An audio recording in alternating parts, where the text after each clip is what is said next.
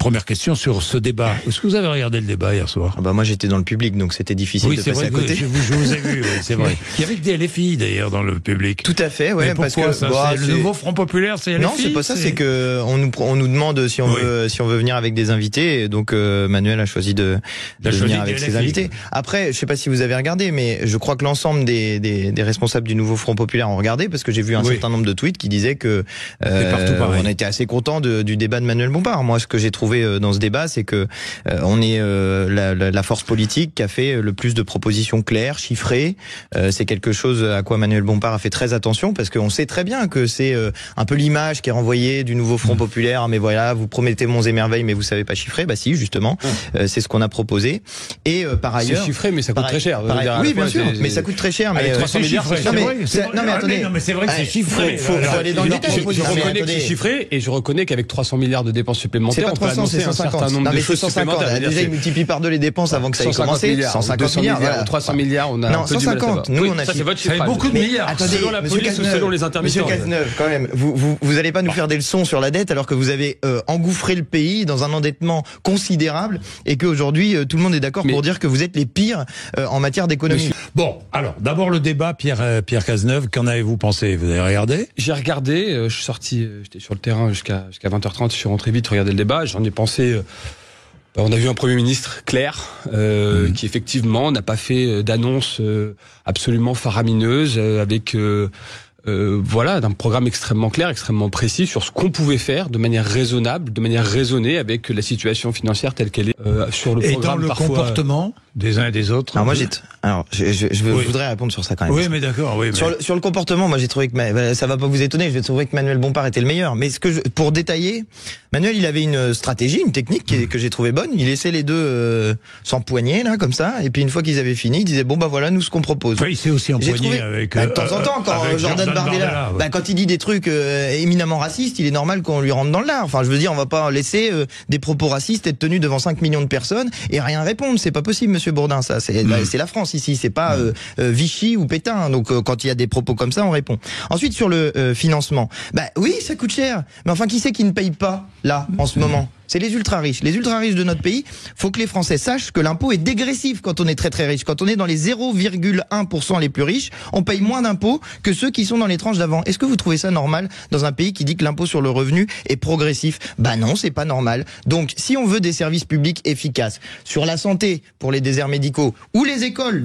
que ça soit dans les zones rurales ou dans les quartiers prioritaires, si on veut ça, il faut des moyens supplémentaires pour notre État. Et ce qu'a fait ce gouvernement, c'est pour ça que je vous dis, vous avez endetté le pays tout en faisant une politique d'austérité, parce que l'austérité, elle frappe les personnes qui sont dans la classe moyenne. Les gens qui sont au milieu, ils s'en prennent plein la tronche sur le niveau des impôts. Je vais vous préciser, Antoine Léaumont, parce que vous dites on va baisser les impôts de 92% des Français. Oui. Mais il n'y a que 47% des Français qui paient l'impôt sur le revenu. Alors là, je comprends pas très bien. Vous tapez pile poil où il faut, Monsieur Bourdin. Parce que il y a deux mesures. Non, mais c'est parfait.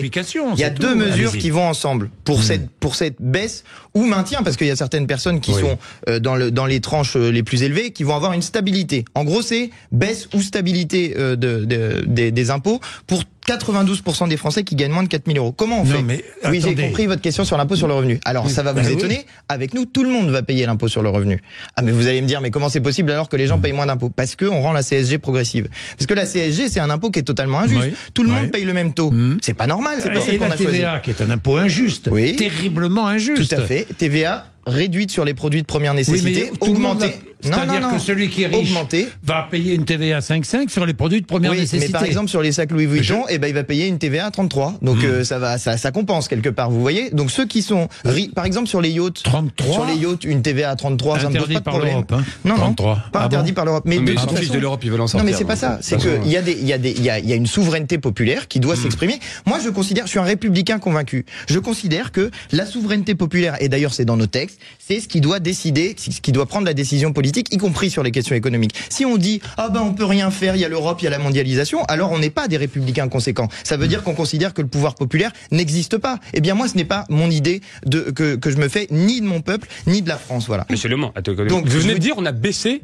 Oui. Le financement des services publics. Oui. La santé, ça a baissé ou ça a augmenté? Vous avez le financement augmenté des après hôpitaux. l'avoir baissé. Non, enfin, non. nous prenez pas pour des imbéciles. Mais vous personne baissez. ne vous prend. Bah alors pourquoi les lits ont fermé? Si vous n'avez pas baissé dans la santé, bah oui, mais Monsieur Cazeneuve, c'est le bilan de l'ensemble de votre politique qu'il faut faire. C'est pas le dernier budget. Je voudrais, si Attendez, le RN arrive au pouvoir, ouais, mais je voudrais ce qui est possible, ouais. ce qui est possible, le RN majoritaire, est-ce que ce sera le chaos, Antoine Léaumont? Bien que sûr. promettez-vous au RN? Vous, Bien sûr que ce sera le chaos. Non, mais c'est si jamais Pourquoi le chaos? Si jamais Pourquoi le rassemblement. Vous descendez dans la rue? Non, c'est pas ça. C'est qu'il y a plein de gens qui vont se sentir tout à fait libres de commettre des violences racistes. Ça, c'est le chaos. Ouais. Il y a plein de gens là. Déjà, on voit les gens. Croyez-vous, pensez-vous? Oui, mais bien sûr, Monsieur Bourdin. La parole est déjà en train de se libérer les propos racistes. Vous avez pas vu l'extrait vidéo avec Divine là où vous avez les deux personnes qui sont en train de l'insulter, lui dire retourne à la niche? Voilà, ça c'est des mots. Alors, ce n'est pas raciste, ça, c'est des dit mots. Marine Le Pen. Ouais, ouais, c'est pas raciste, c'est ça, ouais. C'est exactement les mêmes propos que ceux qui disaient à nos ancêtres italiens quand ils arrivaient sur le sol de la France en disant interdit aux chiens et aux Italiens. C'est pas raciste peut-être.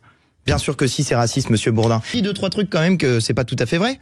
Par exemple, sur les retraites, nous, ce qu'on propose, c'est d'augmenter les retraites pour une carrière complète au moins au niveau du SMIC revalorisé, c'est-à-dire 1600 €, et d'augmenter les retraites minimales à 1100 € par mois. Parce que ce qui se passe à l'heure actuelle dans le pays, c'est que ceux qui ont une carrière incomplète, ils sont sous le seuil de pauvreté. Est-ce que vous trouvez ça normal que nos anciens soient sous le seuil de pauvreté? Eh ben moi non, je trouve pas ça normal. Donc, on fixe un objectif politique. Personne sous le seuil de pauvreté chez nos personnes âgées. Et qu'est-ce qu'on fait? On trouve les financements. Ça coûte combien? Ça coûte 8 milliards d'euros très précisément de mettre en place cette mesure. Le 25 décembre, c'est plus le Père Noël qui passe, c'est Antoine Léaumont. Vous avez dit un distribue mensonge. des chèques comme ça. Vous avez dit un gratis, mensonge. Mais non, on reste pas gratis. Vous avez dit un mensonge, Monsieur Cazeneuve. C'est que la réforme des retraites, enfin, vous avez dit une vérité et derrière il y a un mensonge. Vous avez dit, malgré la réforme des retraites, on est encore en déficit de 14 milliards. Tiens, c'est marrant parce que c'est exactement le déficit que prévoyait le corps en 2030, c'est exactement le même que avant et après la réforme des retraites. Conclusion, la réforme des retraites n'a servi à rien. Pire, elle coûte des sous. Vous savez pourquoi?